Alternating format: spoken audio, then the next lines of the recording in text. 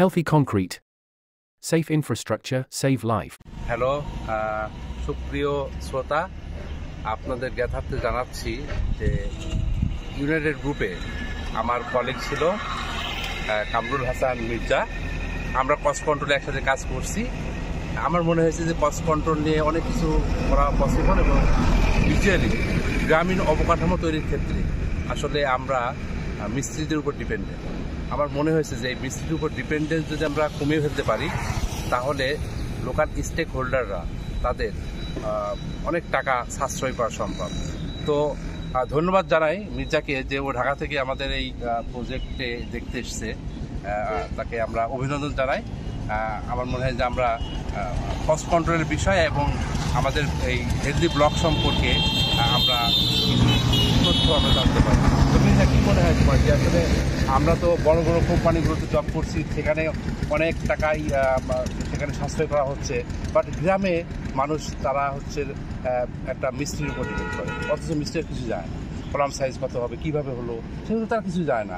খামোখা কলমে একটা সাইজ দিচ্ছে, ফুটিংয়ের একটা সাইজ দিচ্ছে, এটা করে ক্যালকুলেশন ছাড়াই সেখানে যেটা হচ্ছে অনেক টাকায় লোকাল স্টেক হোল্ডার যারা বাড়িওয়ালা যারা তাদের ক্ষতিগ্রস্ত হচ্ছে। কারেক্ট। তো আমার মনে হয় যে এই হেলদি ব্লক সম্পর্কে ইউনাইটেড গ্রুপ ইউজ করছে, সুতরাং করে একটু বলো। ধন্যবাদ ভাই। আমি আসলে আপনার ভিডিওগুলো অনেক আগে থেকেই ফলো করতেছিলাম। তো আপনার এরকম একটা উদ্যোগ এবং একটা থানা পর্যায়ে শহরে, এটা আপনার জন্য অবশ্যই একটা খুবই চ্যালেঞ্জিং একটা প্লেস আমি মনে করি। আমি সেজন্য আসলে উদ্বুদ্ধ হয়ে আপনার কাছে দেখা করতে এসেছি। আমিও আপনার কাছে কথা বলে যেটা বুঝতে পারলাম যে গ্রামীণ অবকাঠামোতে কংক্রিট ব্লক ব্যবহার করা খুবই জরুরি। এটা বোঝানো একটা যদিও চ্যালেঞ্জিং, নতুন একটা কনস্ট্রাকশন ম্যাটেরিয়ালস মানুষকে সেটাতে প্র্যাকটিস করানো খুব একটা জটিল হবে, বাট এটা যে সুফল, এটা যদি আমরা সকলের মাধ্যমে জিনিসটা তাদের মাথায় ঢুকাই দিতে পারি, তাহলে আমি মনে করি পরিবেশের জন্য একটা পরিবেশ বান্ধব কনস্ট্রাকশন এবং কস্ট ইফেক্টিভ দ্রুত কনস্ট্রাকশন হবে এবং মানুষের লাভবান হবে।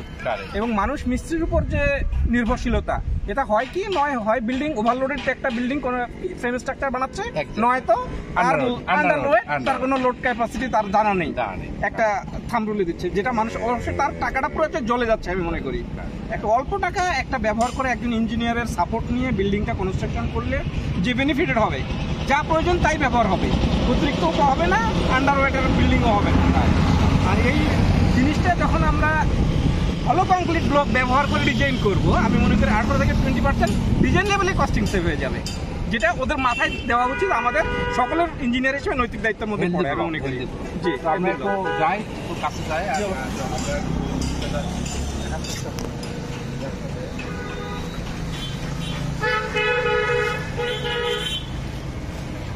আমার মনে হয় যে এই যে কাজগুলো, তুমি বলো যে কীভাবে আমাদের আসলে ওয়েস্টেজ কমতেছে। আমরা যদি একটা ব্লকের কথা চিন্তা করি, এই একটা ব্লকের যে পরিমাণ কাভারেজ এরিয়া, তার 7টা বা 7.5টা ন্যাচারাল বাংলা ব্রিকের সাইজের সমতুল্য।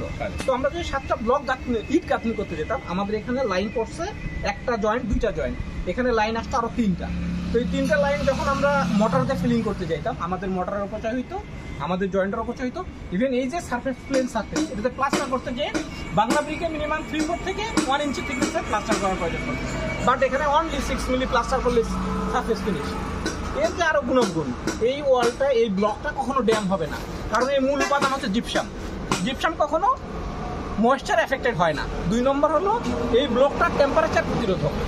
যখন আমরা নিজে কখনো উত্তপ্ত হয় না, একটা নির্দিষ্ট সার্টেন টেম্পারেচার, যদি আমরা 42 ডিগ্রি সেলসিয়াস টেম্পারেচার আউটার চিন্তা করি, ইনসাইডে অবশ্যই 35 থাকবে, এগুলো কমন জিনিস। তো এটা যেমন 7টা 7.5টা ব্রিক্সের দাম যদি চিন্তা করি এবং এই ব্লকের দাম চিন্তা করি, আমাদের এখানে মিনিমাম আমাদের ব্লকের 30% সেভ হয়ে যাচ্ছে কস্টে।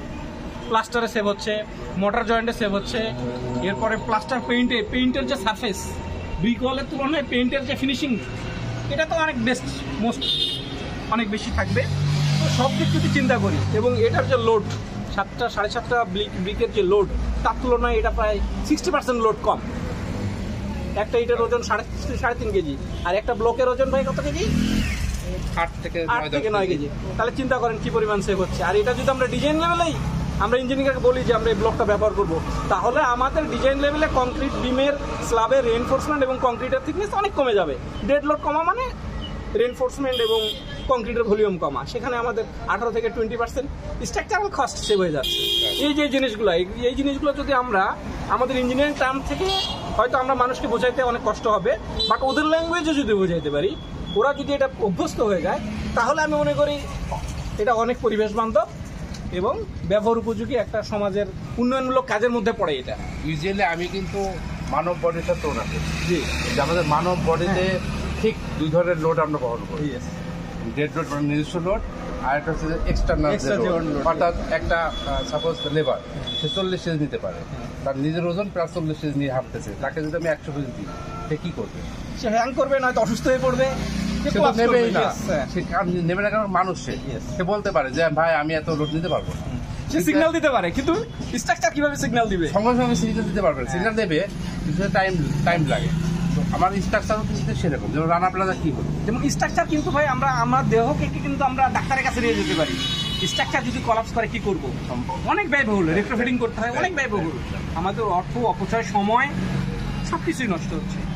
আমাদের অর্থনীতিতেও একটা বিশাল ধাক্কা। কারেক্ট।